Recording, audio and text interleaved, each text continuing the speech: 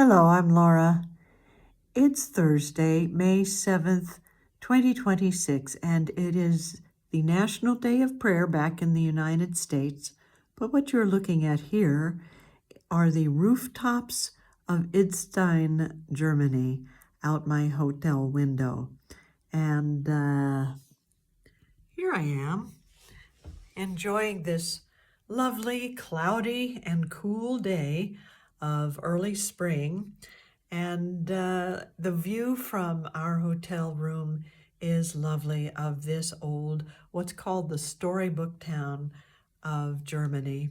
It has some history to it and just a lot of charm. And I'm very happy to be here and to be sharing with you on the National Day of Prayer, because this is an important day back in the United States, but it is also a reminder to us of what prayer really is, wherever we live, whatever form of prayer we do. It is important to know that when we truly pray from the heart, it gives us a higher view of life. It has us look at things from a greater perspective. You hear a lot of types of prayer on the TV and the news and everything. You hear people praying for things to go a specific way so that the politics will come out the way they want. Well, I suppose a lot of people can call that prayer, but what prayer really is an opportunity to take a divine perspective on things, a viewpoint from the mountaintop, from the rooftops, and in that viewpoint, to see things as a greater unity, so that we know that our heartfelt prayers will be felt around the world as well as in our own country, whatever form, again, they may take. You see, it used to be that a National Day of Prayer was basically based in Protestant Christianity, but today we can think of it as an interfaith day of prayer.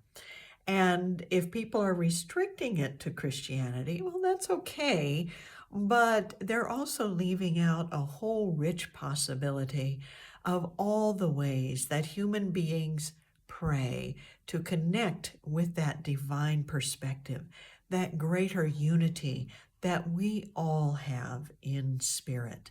And so we are doing that today by opening our hearts to that unity.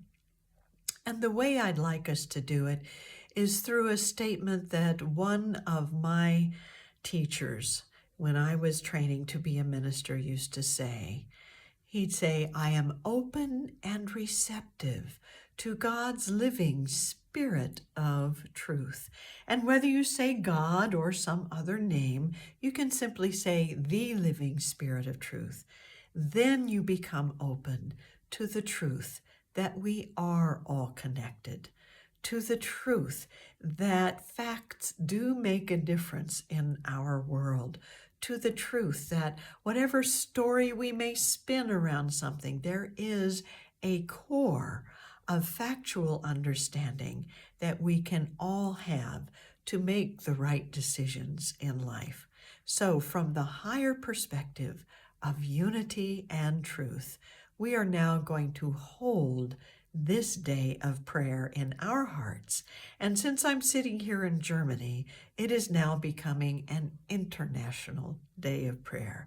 So let's take a deep breath and close our eyes.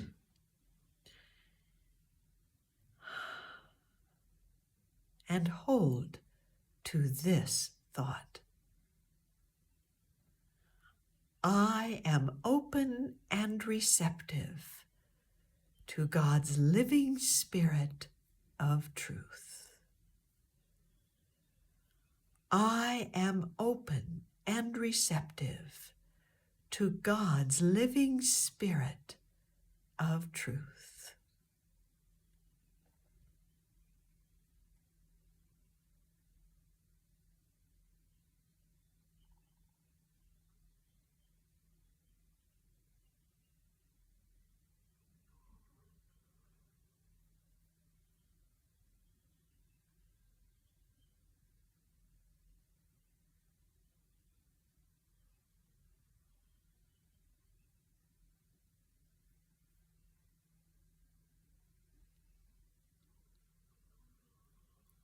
And so it is.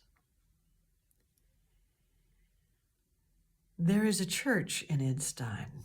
It is called the Union Church. And it's called the Union Church because its intention was to bring all people from all the backgrounds of what was then Protestant Christianity together in prayer and in connection with the divine. And that's the intention of the National Day of Prayer. That's what's underneath all of the other things that we may hear about it.